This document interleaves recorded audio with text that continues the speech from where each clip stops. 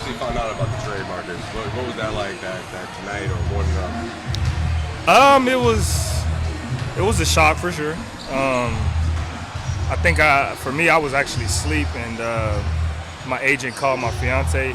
She woke me up out of a sleep, like literally about, I think like, it was right after the deal had been made, and I think Shams had already tweeted it out, and that's how we found out. And then, I went to the gym the next day, got my stuff, and then I talked to Brad and Joe and a couple other guys that was there at the gym. But it was definitely shocking to find out that way, especially because the week before I was already told that we were good, and there was no trade talks with me, and I was good. So, we was expecting that. But for me, I understand the business side of it, and I've always been like that. And anybody knows me knows that I'm the first one to tell people you can't put personal with business. It just doesn't mix, and if you do, you're going to get yourself hurt. So I understand it as a business, but for me, it was just a courtesy.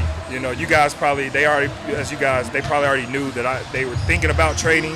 They had this trade in their back pocket just in case something else didn't happen.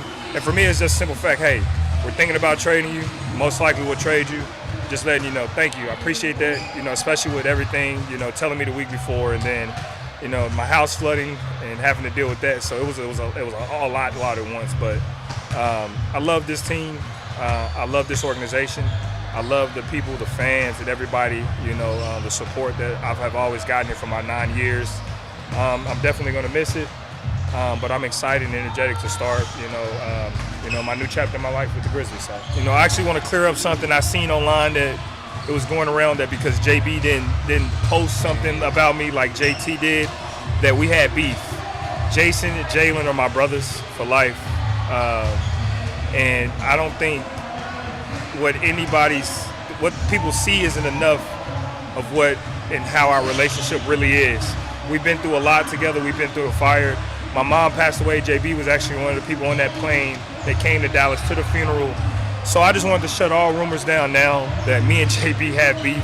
I have no beef with anybody with the Celtics, none of my teammates. I love those guys. They love me.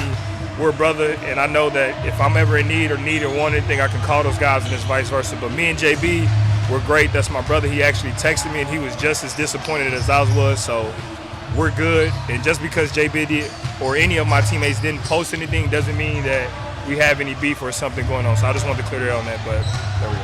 If you want to go watch the full video, it's about 10 minutes long. I'll leave the link in the description, but I just think it's crazy that Marcus Smart was traded while he was asleep with no warning as well. I know the Celtics trade talks with Malcolm Brogdon to get Porzingis fell through, so then it was up to the next player, and the Celtics obviously turned to Marcus Smart to trade him to the Grizzlies. They warned him that it wasn't coming up in trade talks, so why couldn't they warn him that it had now? I can't really remember how quickly the trade went from Brogdon to the Clippers to Smart to the Grizzlies. I'm pretty sure it was still half a day, so there was time to warn him or his agent. But for what Marcus Smart has done for the Celtics, you would have thought there would be some pre-warning of the trade.